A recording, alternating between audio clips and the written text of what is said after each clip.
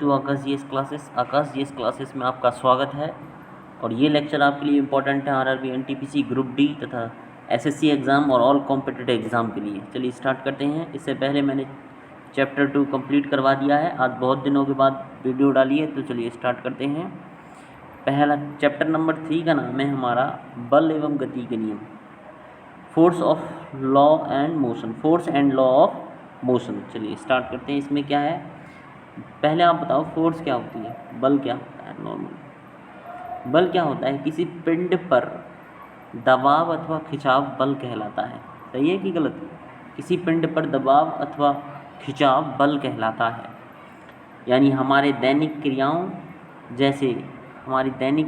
जैसे दबाना, उठाना, तानना यानी पुशिंग, लिफ्टिंग एंड स्ट्रेचिंग तथा ऐंठना यानी ट्विस्टिंग में बल का प्रयोग किया जाता है। ठीक है, तो बल आप नॉर्मली क्या कहोगे, किसी भी चीज़ को जब आप उठाते हो या तानते हो या आप ऐंठते हो तो उसमें क्या एक फोर्स अप्लाई करनी पड़ती है, करती हो नहीं करती हो, वही हमारी क्या होता है, वही हमारा क्या होता है, बल होता है। क्या होता है हमारा, बल। ठीक है, अब चलते हैं नेक्स्ट।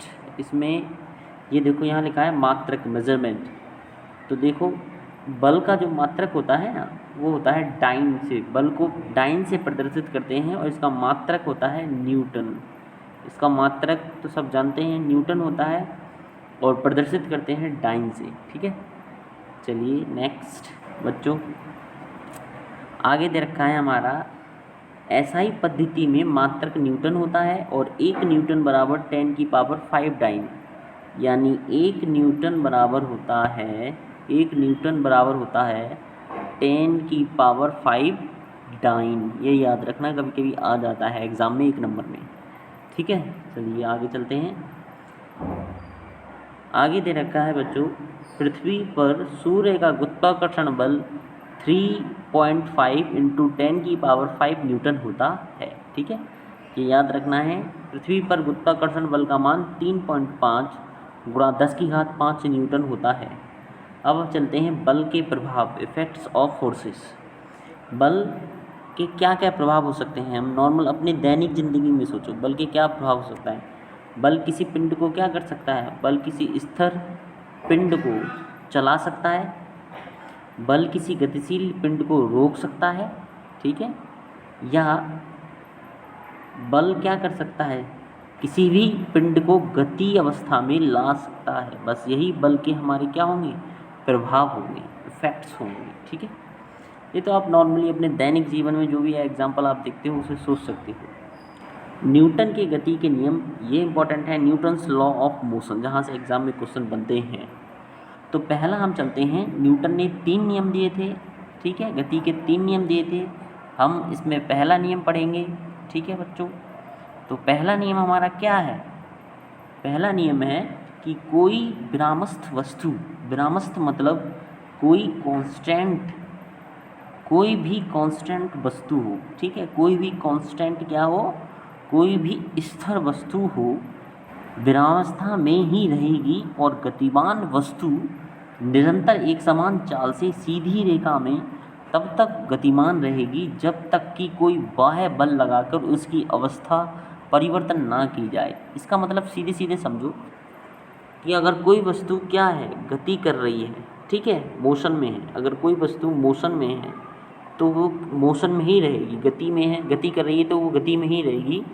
और अगर कांस्टेंट है तो वो कांस्टेंट रहेगी जब तक कि हम उस पर एक फोर्स, एक्सटर्नल फोर्स ना अप्लाई कर दे। ठीक है, जो उसकी अवस्था को क्या ना कर दे, परिवर्तन ना कर दे। ठीक है, चलिए नेक्स्ट क्या है आपका, तो न्यूटन की प्रथम गति के नियम को कभी कभी एग्जाम में पूछा जाता है। ये आता है क्वेश्चन, जो क्वेश्चन आते हैं। प्रथम नियम को गैलीलियो का नियम या जड़त्व का नियम भी कहते हैं, लॉ ऑफ इनर्शिया भी कहते हैं। ठीक है, जड़त्व का लॉ ऑफ इनर्शिया, इनर्शिया तो आप जानते होंगे ना।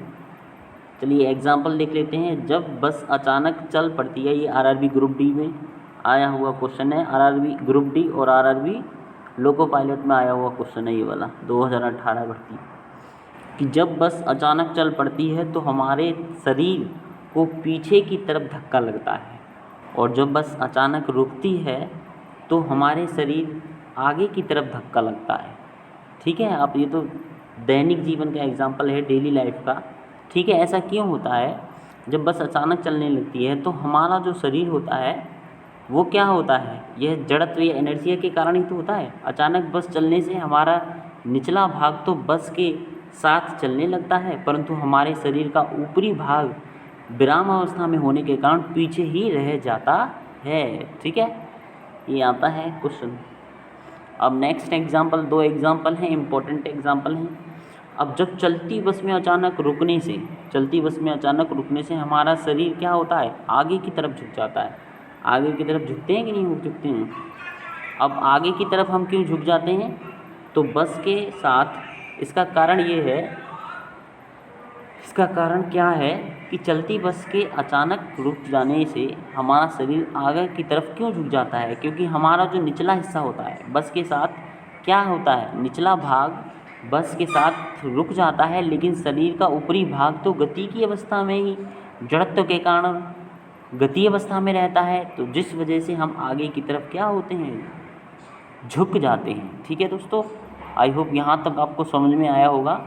चलिए अब इसके कुछ एग्जाम्पल भी ले लेते हैं, जो यहाँ से भी क्वेश्चन बनते हैं वो मैंने आपके लिए रखे हैं, ये और देख लो आप, तो आपका न्यूटन का प्रथम गति का नियम और जितने भी इसके एग्ज़ाम में क्वेश्चन बनेंगे वो क्लियर हो जाएंगे।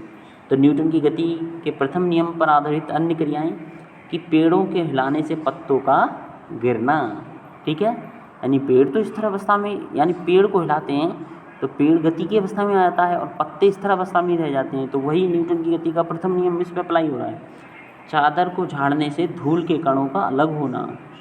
अगला है पैडल मारना बंद करने के बाद भी साइकिल का कुछ दूरी तक चलना। ठीक है, भीगे कपड़ों को झाड़ने से पानी की बूंदों का झड़ना। नेक्स्ट है गोली मारने से कांच में गोल छेद हो जाता है, जबकि पत्थर मारने से कांच के टुकड़े टुकड़े हो जाते हैं। ठीक है दोस्तों, यहीं तक आप लोग ये इतना करना है आपको। Thank you very much.